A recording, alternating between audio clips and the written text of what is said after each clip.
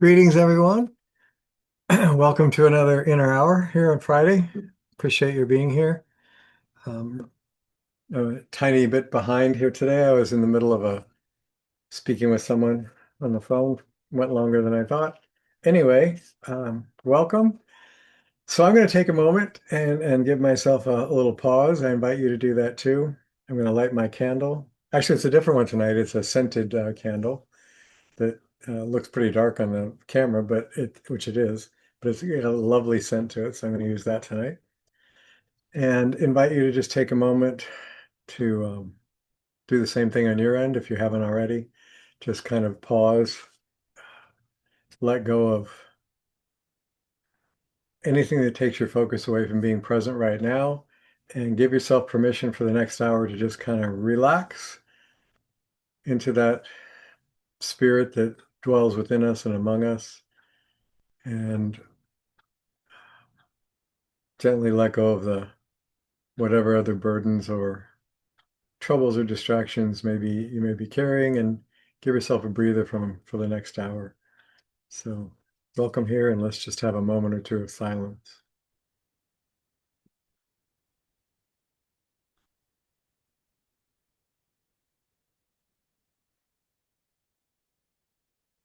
There we go.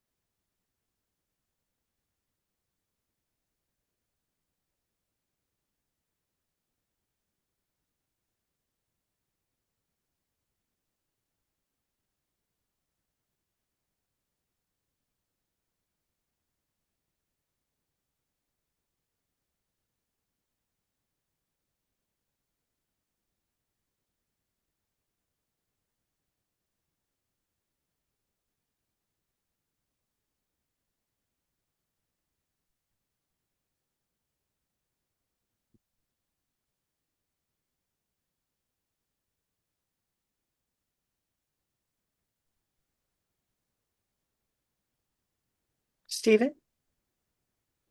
Yes. Oh, I just wasn't sure if I had the sound right or Yeah, not. Okay. we're just taking a moment of silence, but I guess we're done. So thank you. Sorry, my computer in my office wouldn't work, and so I ran down here and Oh, I. okay. So you relogged in on the other one. Gotcha. Gotcha. Okay, All right. So sorry. you missed it. Sorry No for the. problem. Yeah. No problem. We're just taking a little pause for a moment, but that's good. We'll get rolling here. Thank you. Thank you for the tea, by the way, Ani. I really could use that tonight, so thanks. Alrighty, so tonight we're just wrapping up our theme on transcendence, which we've talked about. Um, if there are things that we didn't get to that you wanted to share with the group and didn't get a chance to, or questions you wanted to bring up that you didn't get a chance to, dealing with transcendence, then please, make sure you do that tonight, and we'll get to those. Otherwise, I'll just do what I have planned, sort of, and we'll go from there. But feel free to bring up anything that you'd like to on this subject that hasn't been addressed yet that you'd like to make sure is addressed. And then the following week again, we'll send out let you know what we're going to be doing next, because I actually don't know what we're going to be doing next.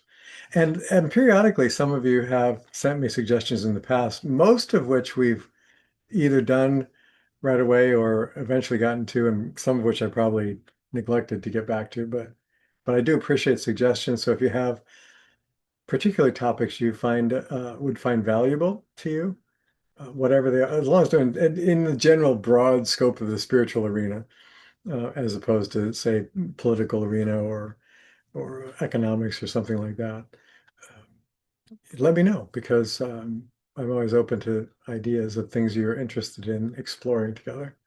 So,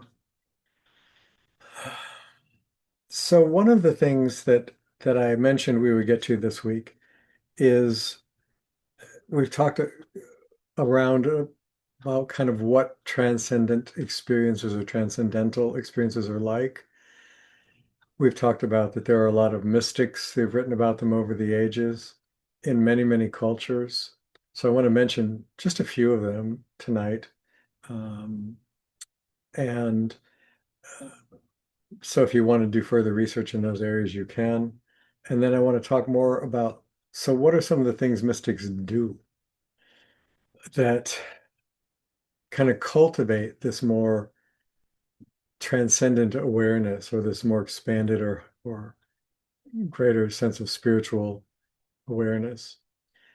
So, so first of all, in terms of traditions, um, from the Eastern traditions in particularly India, and all the Buddhist traditions grew out of India because Gautama, the original Buddha, was Indian and grew up in India and was part of the caste system there. Eventually left India and went into further east regions, primarily China, and developed his philosophy more so. And now there are lots of Buddhisms, as there are lots of Christianities and lots of Judaisms. Um, None of those are homogenous movements anymore, and probably never were, to be honest. But certainly Christianity was never a singular homogenous movement ever. The but in the Hindu tradition, there were a lot of yogas that were developed. Primarily, they came out of the Bhagavad Gita, the Lord's Song, which was part of a larger epic work called the Mahabharata. And it's a story, the Gita is a recording of dialogues between um, Arjuna, who was a warrior caste and about to enter into a great civil war in India, excuse me, and Krishna, who is considered to be an avatar of the god Vishnu, or the creator, sustainer god in Hinduism.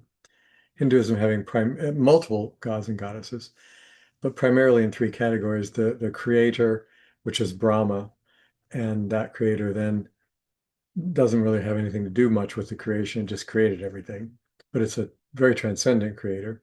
And then there's in the dual worlds, there's the creator aspect, the creative and sustainer aspect, which is Vishnu, and then the destroyer and change aspect, which is called Shiva. And they're kind of struggling to be in balance in all that. And out of that, these various yogas have developed, and there are multiple ones, but the yogic teachings primarily, particularly the main yoga ones, are about how consciousness interfaces with the human body, which is where the chakra system has come from. That's in yogic origin in India, about different psycho-spiritual centers in the physical body that allow us to access different states of consciousness based upon which chakra we're focusing in. And so yoga has extensive systems of breath control, visualizations, mantras, moral practices, various things that we cultivate to help activate these higher or more transcendent states of awareness. And some of them are quite powerful, to be honest, the ones that I've tried. Some are not, and some are,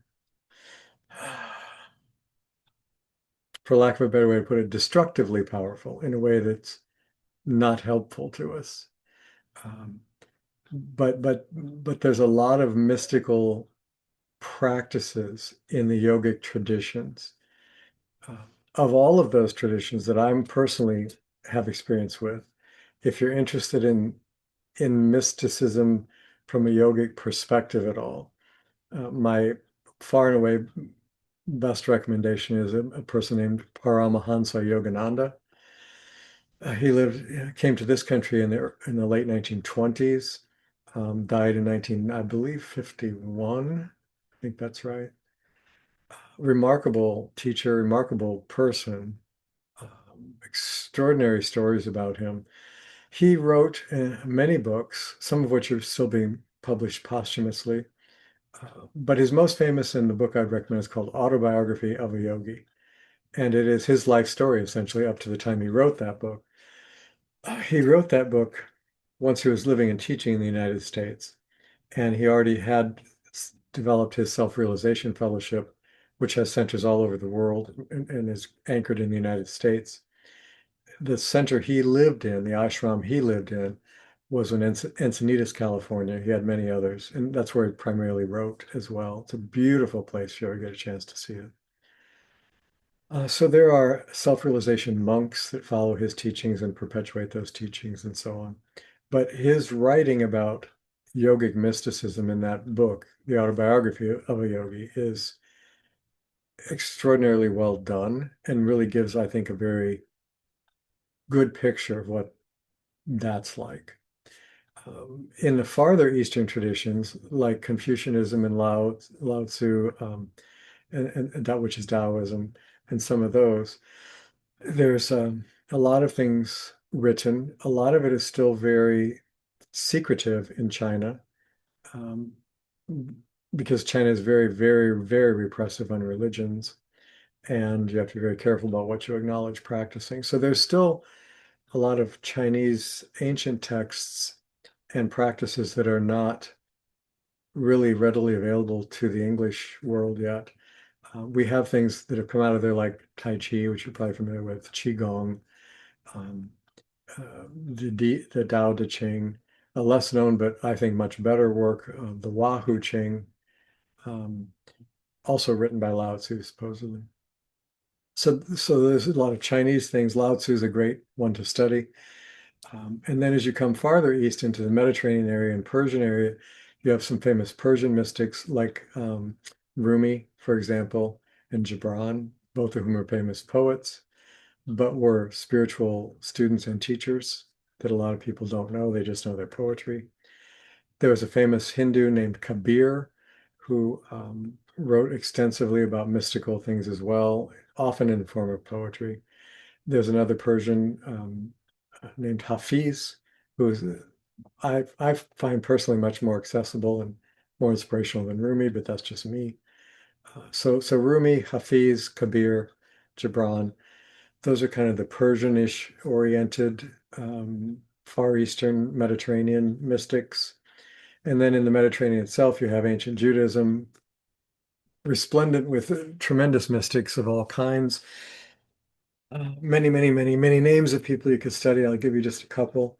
One is somebody now known as the Ari, A-R-I. It means the Lion of God. And his name was Rabbi Israel. And he uh, was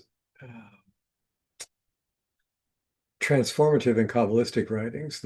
Some of the concepts and ideas he came up with changed Jewish mysticism from that point on. So reading about the Ari is Isaac Luria was his Rabbi Isaac Luria was his name. And then there's another well-known great mystic from a later era in the late 1700s in Eastern Europe, Rabbi Israel Ben Eliezer, who is known as the Baal Shem Tov. Fantastic stories about him. He's another wonderful one to study.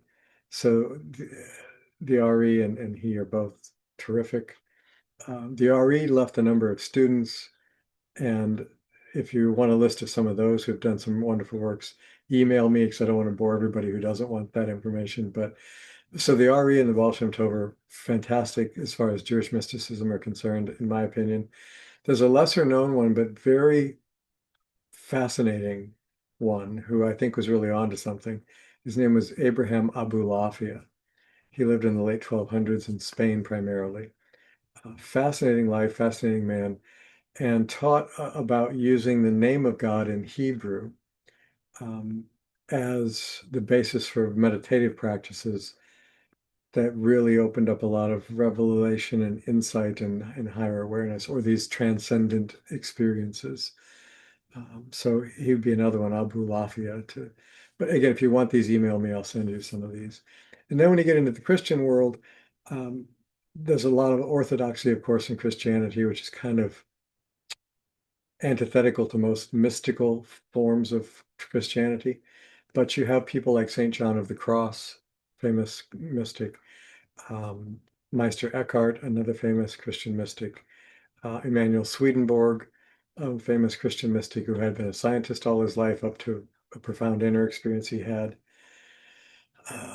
So you have people like Swedenborg, Eckhart, um, Saint John of the Cross, Saint Teresa of Avila, um, Saint Hildegard. There are a number of them, if you look up Western Christian mystics, that you can find and study, who do talk about these inner experiences and how to access these more transcendental or higher states of consciousness. So that does exist in Christianity also, not as well known as by many Christians because they don't tend to study that stuff. Um, and then you have philosophers like Immanuel Kant and others that that have a lot of things to say. Then in terms of movements, there's a movement called the Gnostic movement, and that basically had two different, very different branches that are sometimes easily confused.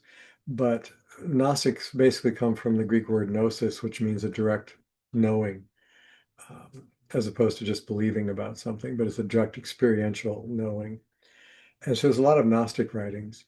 And then, of course, there's the biblical writings, which contain a lot of mystical stuff in them, even though it's not often presented that way. And then there are non-canonical biblical writings, Jewish apocryphal writings, Jewish mystics writings that I've mentioned some of. The writings of the prophets in the Bible are quite mystical, particularly Isaiah and Ezekiel and Zechariah. Um, but there are non-canonical sources too, particularly the Christian ones that most people are not so aware of, that are now sometimes just called the non-canonical Gospels. Sometimes they're referred to as the Gnostic Gospels, even though they were not written by the Western European Gnostics, which is where most Gnostic texts and philosophy comes from. That's a different thing. They were called Gnostic in these non-canonical Gospels because of the idea of that Jesus was teaching a way of knowing God, and therefore the gnosis. And it was written in Coptic, which is an Egyptian language written in Greek alphabet. So the Gnostic Gospels are also not written by the Gnostics of Europe, are also called the Nag Hammadi Gospels. Same thing, identical same thing. The Gnostic Gospels, non-canonical Gospels, Nag Hammadi Gospels, same thing. Called Nag Hammadi because they were discovered outside a little village called Nag Hammadi in Egypt by archaeologists in the late 40s and early 50s, and since translated. And so they contain things like the Gospel of Mary Magdalene, the Gospel of Philip the Apostle, um, a secret Gospel of Mark that is not the same as the Gospel of Mark in the Bible, a second Gospel of Matthew, several letters called the Apocalypse of Paul, the Apocalypse of James. Um, there's a number of things that are part of these writings, a letter called First Clement and Second Clement. And all of these are uh, written in about the same time period as the Gospels and thereafter. So let's say within the first 100 years-ish after Jesus' death. Um, most of this collection was written in that era. Some of it as early as the Gospels, some of it later, like maybe 100 years later. But in that general time period. And they present a very, very, very different picture of Jesus than do the canonical Gospels in the Bible, which is why they were not admitted. There were various church councils over the years as the Bible, the Christian Bible, the Christian New Testament, as it was being canonized, as they call it, or fixed, where it's like, these are the sacred books, everything else isn't. And these are the only reliable ones that God actually wrote, so to speak. The rest aren't. Plus, if they don't agree with this picture of Jesus, they're not only not inspired, they're heretical and inspired by the devil and dangerous, and you should never read. So the church rejects, still today, the church rejects these additional gospels that I was talking about. There's also one called the First Peter and Second Peter, the first Gospel of Peter, Second Gospel of Peter. The second Gospel of Peter was so well known in the early church that in all the early collections of the New Testament, prior to it being fixed on the 27 books we have now, was included in almost all of those. It got cut out later, again, because of some controversial ideas about Jesus in it that didn't match what the orthodoxy of the time when the Bible was being codified, they didn't like. Uh, And so, but all of these are available, and you can look there. Most of them are available online. Most are available in English format. So they're easy to find if you want to. And you'll see a very, very different understanding of who Jesus was and what he taught and how he taught and what his mission was. The most famous of the Gnostic Gospels, which is probably the most mystical as well, is called the Gospel of Thomas. The Gospel of Thomas says nothing whatsoever about Jesus' birth or his crucifixion or his death, um, nor does it contain any miracle stories or healing stories. It has no chronology about his life. It has nothing about his life. It is simply a collection of 114 of his sayings, supposedly, his 114 of his teachings in kind of short, uh, a few sentences or a few paragraphs at a time. I find it very insightful. And some of it you will see does mirror other things he said in the New Testament. But again, a very different presentation of understanding who he was. So, so if you're Hey, interested in, Stephen. yes, please, Liz, go ahead. Liz, sorry to interrupt. Yeah, no, The go. Gospel of Thomas, is that just what is that is it like everything that Jesus The guy, spoke, or is it just no, like what he said most often? no, it's considered what it's supposedly written by the disciple Thomas, and it supposedly is the teachings that Jesus gave to his 12 apostles that they considered the most important of his teachings, his like key teachings. And Thomas collected them and wrote them down. So that's supposedly what it is. Um, so there's a lot of things Thank that you. are not in there. Yeah. And it's a very most of the translations, like anything else, it's a translation. So the translations vary, but they don't vary widely. Most of the translations of the Gospel of Thomas differ a little bit from each other in the English form, but not a lot. It's pretty much the same ideas. And it's a really, to me, if the only picture, this is just me, if the only picture a person has of Jesus is how he's portrayed in the Gospels, and particularly in the writings of Paul in the New Testament, you will have a very limited understanding of Jesus.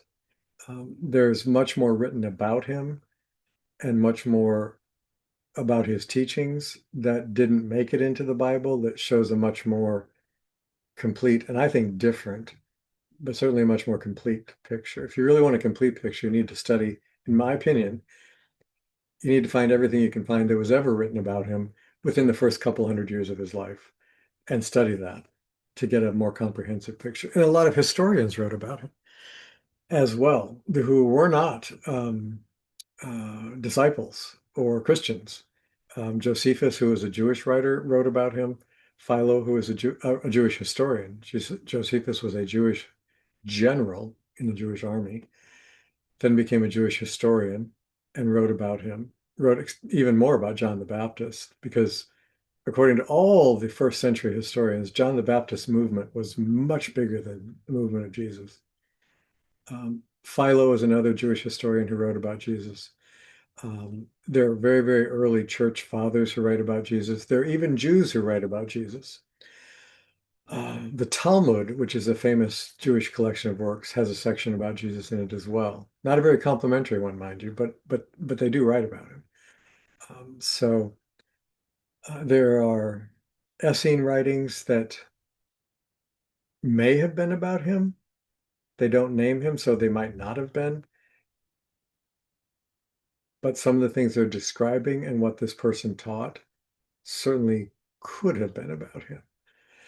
So there's a lot actually, besides just the Bible, written about Jesus that we have that are certainly not contemporary with his physical life. They were all written after he was dead, long after he was dead. But so are the Gospels.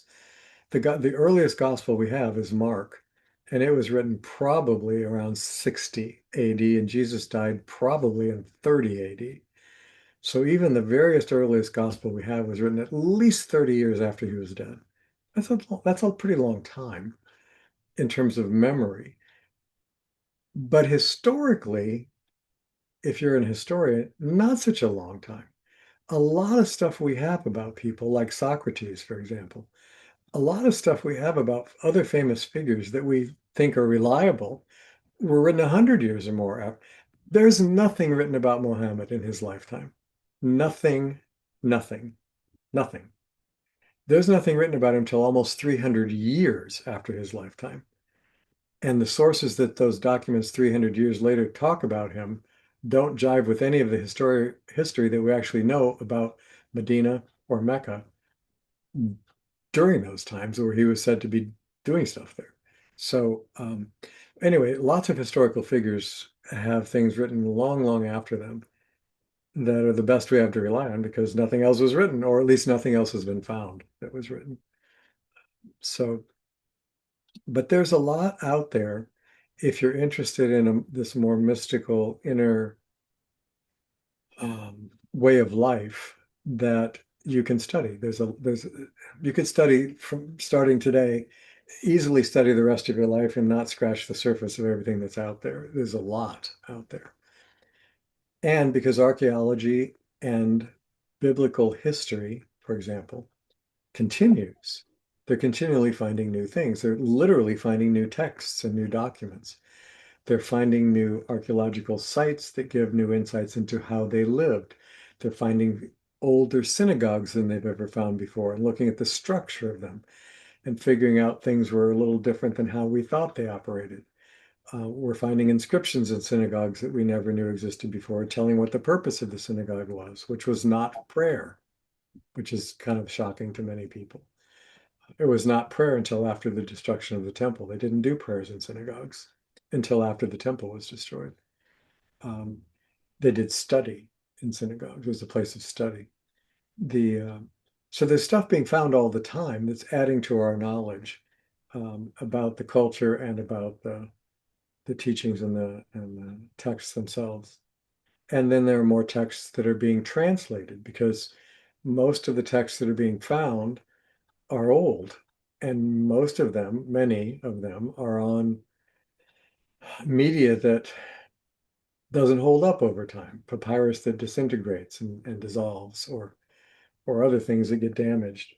And so the so-called Dead Sea Scrolls that most of you probably heard of, we tend to think of them as like a scroll, like a Torah scroll now that you can unroll it and read it. Well, it used to be, but after the 100 years of being in a cave, you open it up and it falls into pieces and you have a 10,000 piece jigsaw puzzle for one text, that you have to first get together and then try to figure out what language it was in, because most of the ancient ones, including Aramaic, aren't spoken today like they were spoken then. So then you have to find somebody who knows that ancient language and then try to translate it. So it's an arduous and long process, but there's a tremendous amount of material out there for people that have a broader interest or more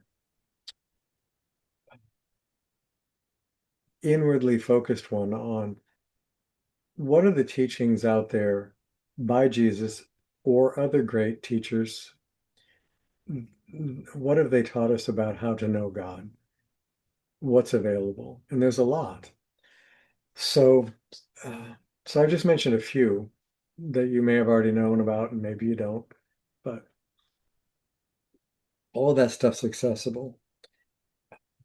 The other thing is that there are certain commonality of practices that these mystics have used over the centuries that they have found helpful in either inducing these higher states of consciousness or at least cultivating kind of a receptivity to that experience. So a few of those that I'll mention, and you've probably heard of all of these. So, oops, I just spilled water on myself, sorry. Excuse me, trying to drink and talk. One of the primary practices is meditation that almost all of these mystics have written about. Now, what form of meditation they did, in some cases we know because they go into extensive description of the practice. And in some cases we don't know. We only know that they did some form of meditation practice. So here are a few of them that are widespread and pretty well known. Meditation practices primarily fall into certain categories. Oh, Allison, I just saw your mic open up. Go ahead. Can you see my hand raised? I don't know if I do it not. is. I do not. I Actually. know. I know. I know. Yep, it's not working.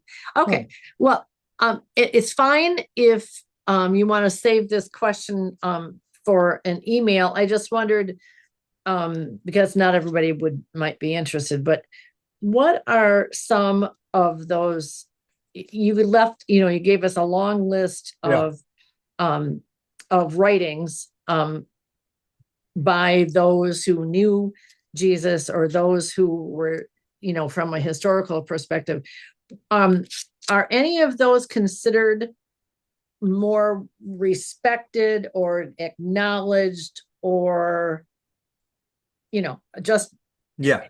in that area? That's what I'm wondering, if there are a couple that have more respect from other scholars, other teachers. Yeah. Good question. Yeah. First of all, I'll give you a couple examples. There's one that's called the Book of Enoch, and it is a genuine book. It's now available in English. It's in two parts, book one and book two, usually published together. It was a very well-known and often quoted book in the lifetime of Jesus himself. There's a lot of evidence that Jesus and his apostles were familiar with it. In fact, the letter of Jude in the New Testament, Jude being one of his brothers, he quotes from the Book of Enoch in that letter. It was also well known to the Essene group because we found copies of it in the Qumran writings. But there's also a book called the Book of Enoch that you can also buy. It's called the Book of Enoch, and it has nothing whatsoever to do with the historical book. There's a Book of Enoch out there that is a channeled book that somebody got by somebody telepathically, psychically, whatever, speaking to them, and they dictated this book to them that's supposedly from Enoch, and it's supposedly, his secret teachings. It has nothing whatsoever to do with the historical Enoch or the actual book one and book two of Enoch. Book one and book two of Enoch were very popular in first century. We know that because it's talked about a lot in the writings. And it's a very mystical book. The basic premise of the book is that Enoch, who is one of only a handful of people in the Bible that never physically died, he was taken up to heaven by God. This same Enoch writes about that he was taken into heaven, and he describes what he saw. That's what the Book of Enoch is about. Book one in particular is very graphic and detailed about that, the different levels of heaven and what he experiences there, and also some of the levels of hell and what he experiences there. And I don't know what to hit. He also talks about a group of beings called the Watchers, and he talks about the Nephilim, which are in Genesis but not explained. They're a race of giants. Oh, you guys are on. Ruckers, your mic is on and your camera's on too. And so that book from biblical scholars is a very well respected book, and they put a lot of stock in that being authentic. They put a lot of stock in the Gospel of Thomas and the Gospel of Mary Magdalene and the Gospel of Philip as being authentic also. And there are things later on, something called the proto-evangelicalism of James, which is quite a mouthful. That's not considered authentic, but it has some interesting information in it. But basically the so-called Gnostic Gospels, um, most biblical historians think they should be considered because of the time period in which they were written and how consistently they present Jesus, even though it's in a different light than the Gospels do. Most biblical historians think those should be taken seriously. Most church authorities do not, because they don't like the picture of Jesus as presented. But they're given a lot of weight in biblical scholarly circles, as is the Book of Enoch. Um, some of the other books that are later, letters back and forth that are supposedly written by Peter or supposedly written by James, are much later, like 400 after the Constantine era. Again, they're interesting historically, but most biblical scholars don't put any weight in them in terms of actually shedding any authentic light on Jesus. Whereas these somewhat earlier documents like Enoch and which pre-existed the Bible. Enoch is a very old text. Um, they they do put a lot of weight in that. So and that can be in an email too if you like. If you have some more specific questions, I can refer you to some current biblical scholars who are working in areas that you can get all that stuff, or I can give you a list of some of them that are considered more authentic than others. So. Thank you very much. Yeah, welcome. Good question. So actually, I do see a hand with Ted and Eunice, which I didn't with Allison, but your mic's on for sure, and your camera's now off. But there you're back on. So go ahead. I wanted to make a point that there was the book called the Book of Enoch. I think the one you were talking about being channeled was called The Keys of Enoch. I think you're right. I think it is called that. Thank you. Yes. I want to make that No, I think it is. difference. I think it is now published under the Keys of Enoch title. I think you're right. Thank you. That's great. That's not the authentic one. I mean, you might still find it interesting, but it's not the historical one. So for all that monkeying around with our computer, I got that in. Thank you. That was an important one. Thanks so much. I appreciate that. Yeah. All right. So the meditation practices primarily fall into three categories in most of these mystical circles. One is breath related. In India, there are numerous breathing techniques that are said to affect states of consciousness. They're called pranayams, prana meaning the life force that comes in on the breath, yam meaning restraint or control. So pranayam means controlling the breath. So you do specific breathing exercises for specific periods of time, sometimes with the left nostril, sometimes with the right, sometimes alternating, sometimes with both, sometimes only through the mouth. An extensive system of breathing exercises. Um, so there's a breathing meditation. The most common breathing meditation used in ancient Egypt and ancient Tibet is called watching the breath, where you just sit still in an upright posture and just watch the breath flow in and out of you. You don't try to control it, don't try to change it. And you don't try to think of anything else. You just keep bringing your attention back to the breath moving in and out of your body. That's it. I just saw Lois's hand go up. Go ahead, Lois. Stephen, what's the website?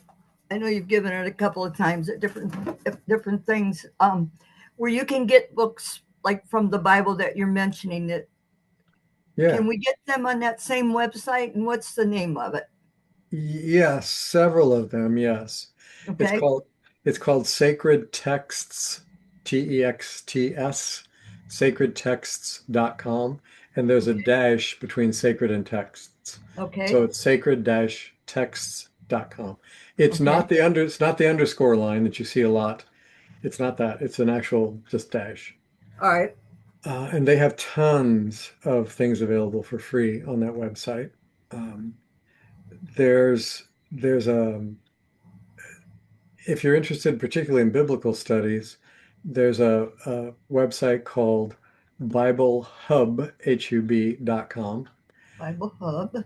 And that's an interesting one because it's just the Bible as it is, but it's interesting because you can pick any passage in the Bible, Old or New Testament, Mhm. and then you can read it there.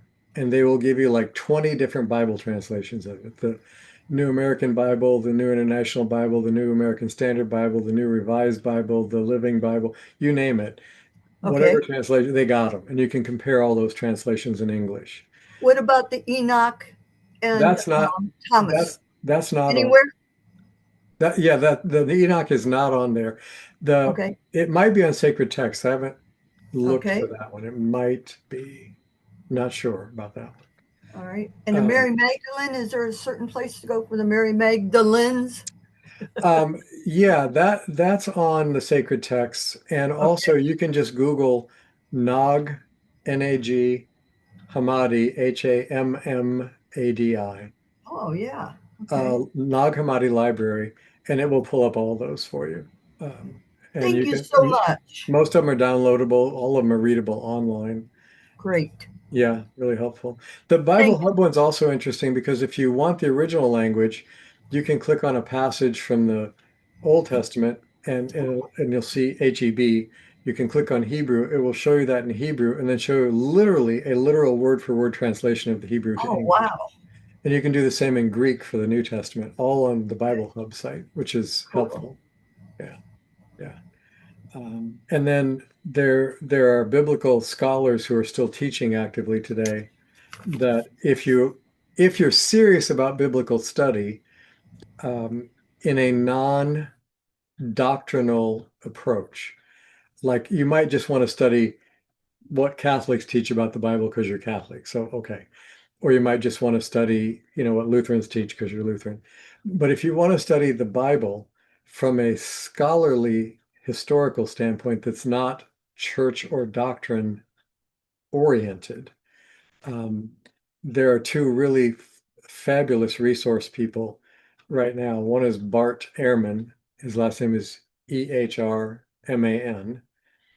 And another one is Dr. James Tabor, Tabor. They both have YouTube channels. They both have private study groups that you have to pay to become a member of. They both have conferences periodically throughout the year, online conferences you can join that have the top biblical scholars, historians, and archaeologists of the world collected together for like a 2-day online workshop that you can find out what they're discovering.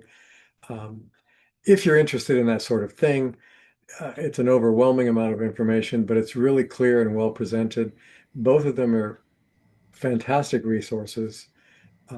If you're interested in that, and you will learn a lot about the Bible and how it came together and what they're learning about the Bible. Some of that will fit and support um, your belief structure probably, and some of it will challenge it uh, because they're really trying to get, in both these cases, they're trying to get at what's the best guess we can have from historical evidence of how these people really lived, what really happened, and what did they really teach. Okay. And I find it really useful, but again, you have to be of a mindset of really wanting to know what Jesus, for example, taught or what Moses really taught, as opposed to what maybe just we've been told they taught that has been based more on church legend than history. And in some cases they mesh really well, and in some cases they don't. But if you're interested in that, both of those are really good resources. And if you forget what I just said and want it, just email me. I'll email you all that stuff. Anybody who wants it, I'll email it to you. Okay. Thank you, Stephen. I Yeah. appreciate it. Yeah, welcome. Thanks, Lois.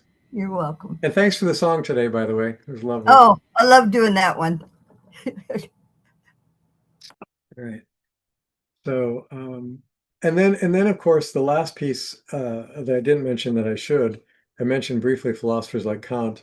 Um, you have the classical philosophers, the Greek philosophers like Socrates, Plato, Aristotle, and those guys that formulated a foundation of what most Western philosophies evolved out of. So all their works are available too. But basically for practicing meditation, which almost all of them recommend, is that you're going to find either a meditation form that concentrates on working with the breath, or these are broad categories, or you're going to find meditation practices that work with images where you visualize things. And the meditation consists of a series of guided imagery or a fixed single image, like a candle flame, perhaps a real candle flame, like where you have a candle flame and you concentrate on that, or you have an image, an imaginary image of a candle flame that you concentrate on, but you'll have some visual image that is used as the focal point for your meditation. The Orthodox churches, the Eastern Orthodox churches, the Greek Orthodox, Russian Orthodox, the East, and Coptic too, actually, the Eastern Orthodox churches have icons, which are drawings or artistic representation of Jesus or saints or apostles, and usually their face.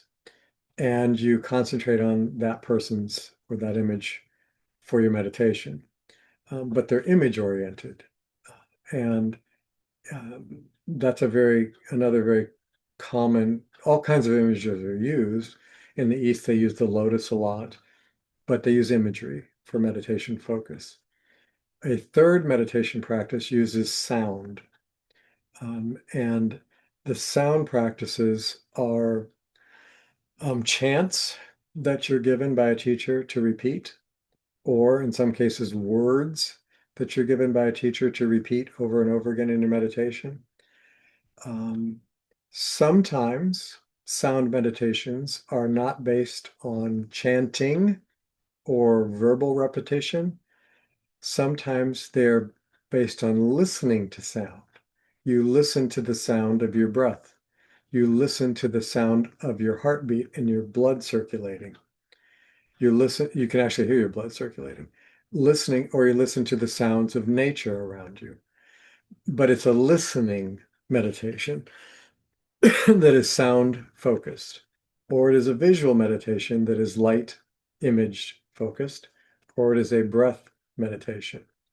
The fourth and least common of the categories of meditation are quality meditations, where you immerse yourself in a quality. You pick peace and you focus on what peace looks like, what peace feels like, what peace sounds like, what peace means to you.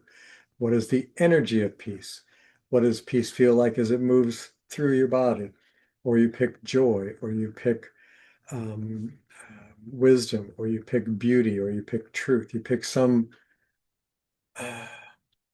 divine or attribute or quality, and you want to immerse yourself in what is this? What is truth? What is truth? What is truth? What is truth? Or what is love? And focusing on that, feeling it, seeing it, hearing it, sensing it. What is the energy of it? How does it work? Where do I find it? So these are kind of the broad categories: breath, light imagery, sound, or quality. And almost all meditations you will practice or learn about will be one of those four, sometimes combining those. There are meditations that combine light and sound. There are meditations that combine sound and movement. I didn't mention movement. That's an even more narrow category. But there are categories of people that do moving meditations, where they're meditate by walking very slowly and attentively, or they meditate by dancing, like the dervishes, where they're in constant circular movement as a meditation practice.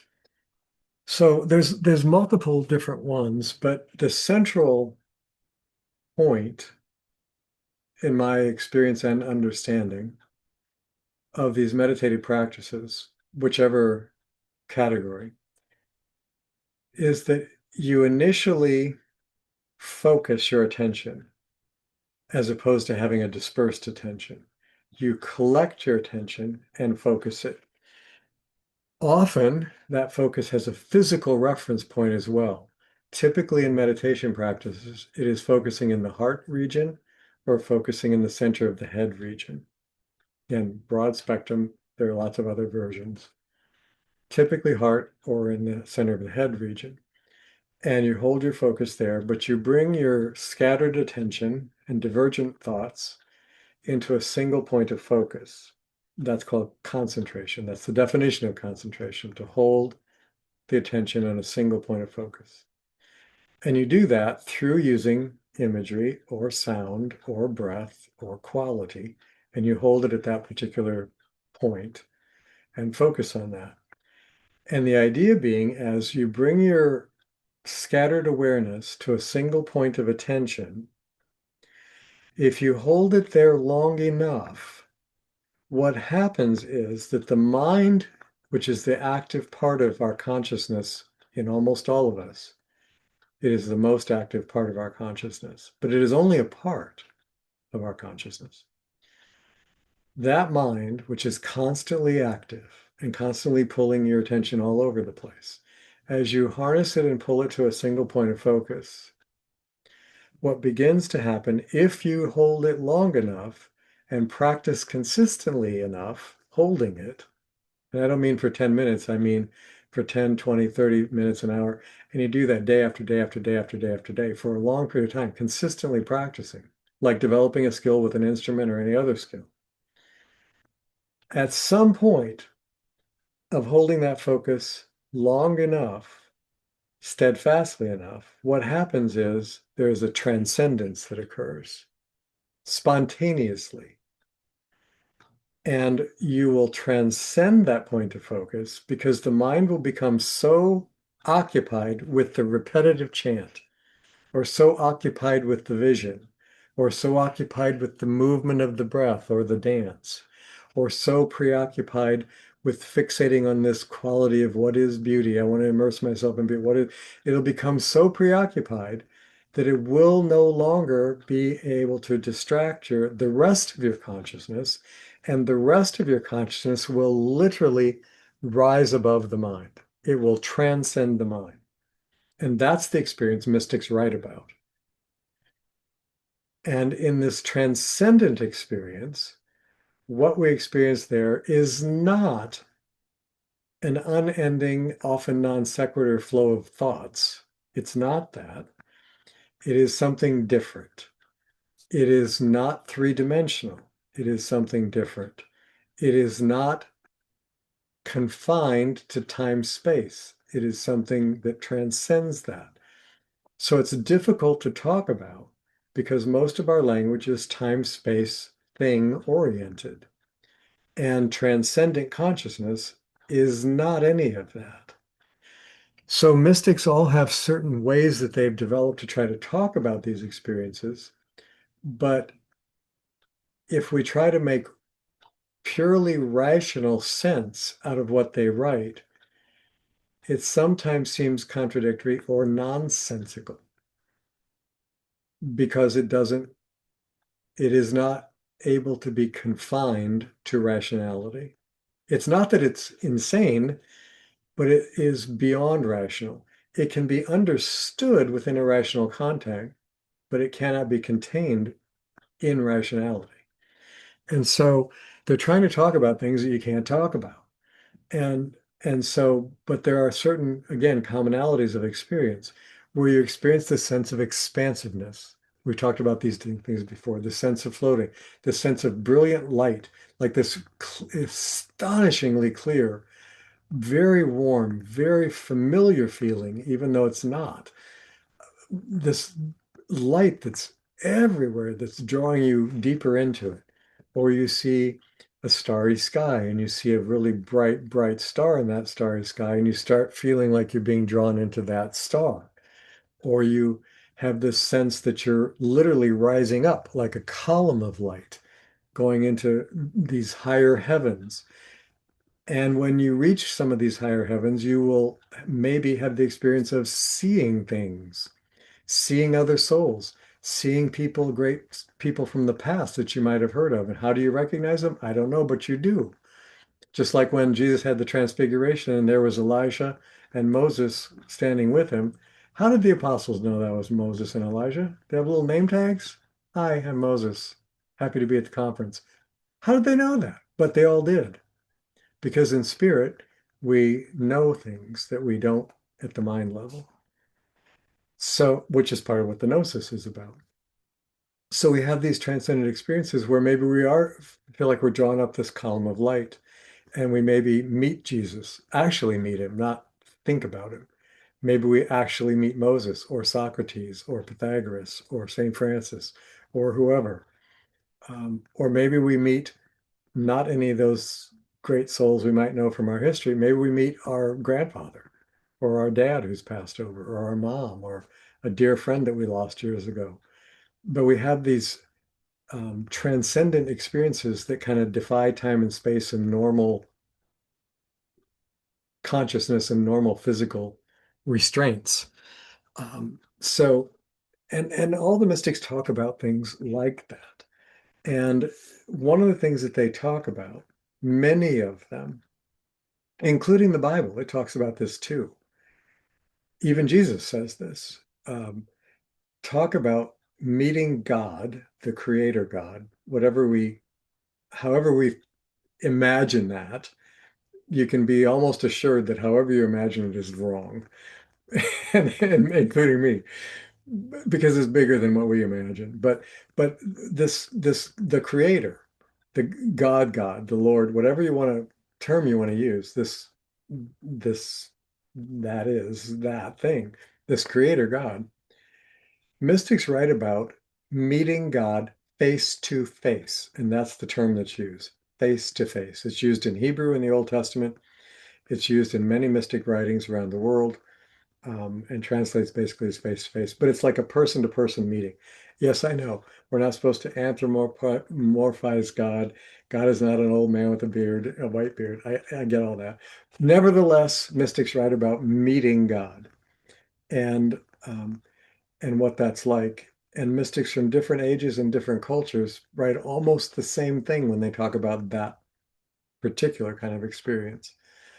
Um, and Jesus, even in the New Testament, while he doesn't talk about that experience, he does say something that's really interesting. He said, "Blessed are the pure of heart, for they alone shall see God." So, and in the Hebrew Bible, it talks about Moses seeing God. It talks about talking to God. It says talking to God face to face like a friend.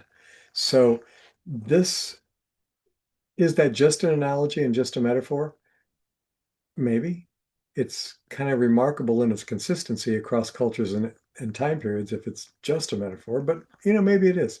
But maybe there's also something real that they're trying to describe that we are unwilling to consider as a possibility yet.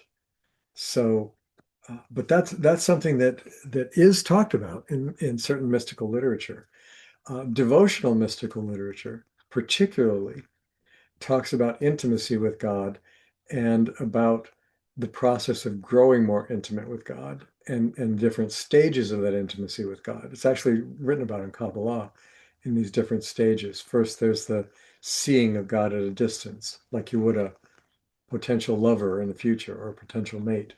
And then the beginning to be drawn to this God that you see. And then this beginning to be enter into relationship, and then this beginning to be friends, and then the kiss of God and beginning to get more intimate, and then ultimately the divine lover and beloved, where it's like a lover analogy. In fact, the whole Song of Songs book in the Bible, that's exactly what that's all about.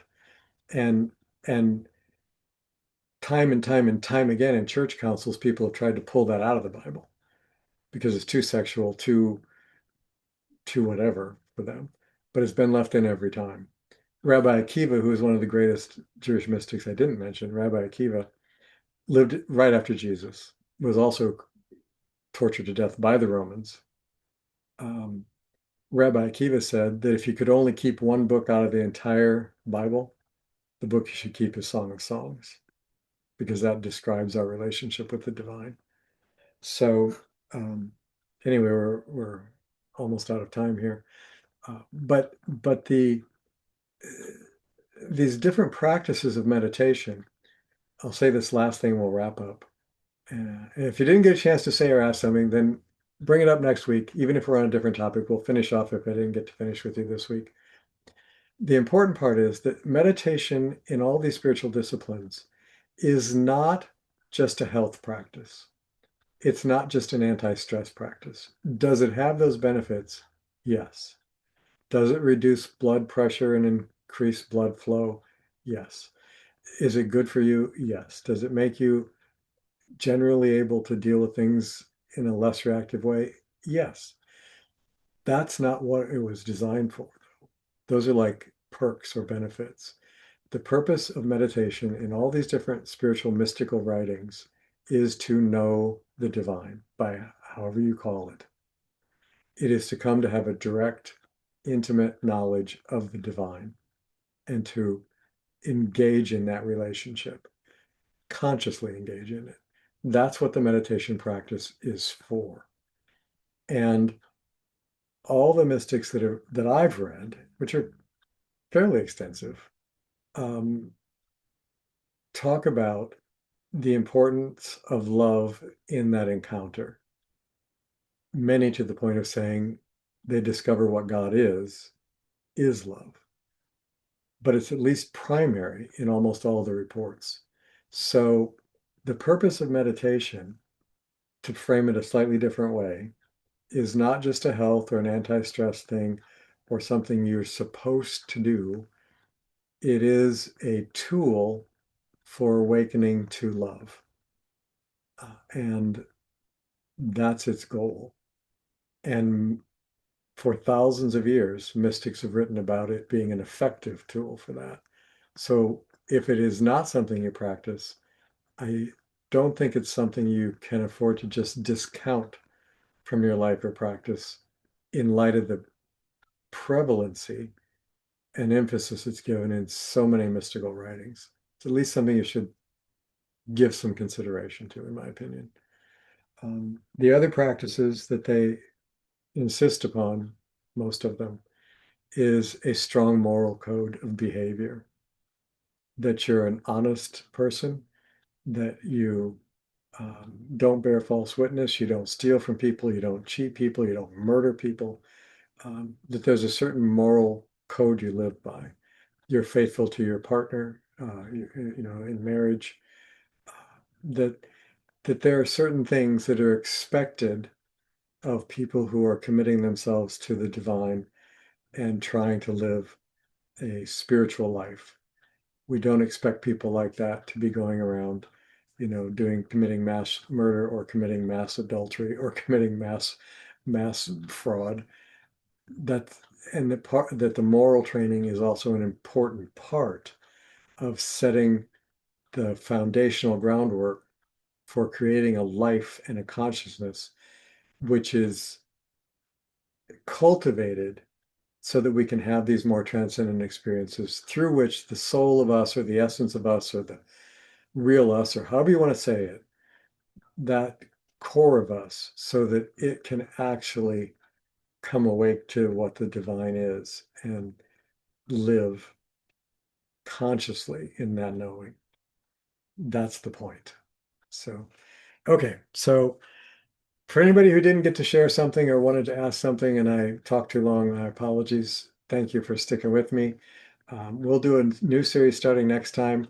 But if you have any carryovers from this one, either email me and we'll deal with it there, or feel free to bring it up at the beginning of the next inner hour and we'll just take however long we need for that before we move into the new topic. So I sure appreciate you all being here. I really do.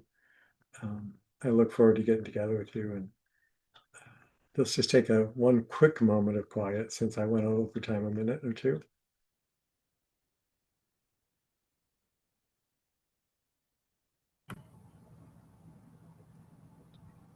May all of our efforts to know God and to draw closer to God be blessed, and may they also help us to draw closer to one another and to be more patient with one another in the journey. Thank you all. God bless and good night. Thank you, Stephen. Thanks, Lois. Thank you. Thank you, Uncle Stephen. Thank you all. Thank you. Night night. Happy birthday season, Julie. And Mommy's birthday is next in a row. I know it's coming right up. Yep. You're going to beat me. Happy birthday. Then it's yours. And then it's my 2 turn. days later. Yep. And just to be aware, even though I think she disappeared, we are now under a tropical depression. Oh, FYI. I will tell her. I will tell her. All right. Love you guys. Be safe. Thank you. All Okay. right. Bye-bye. Thank you.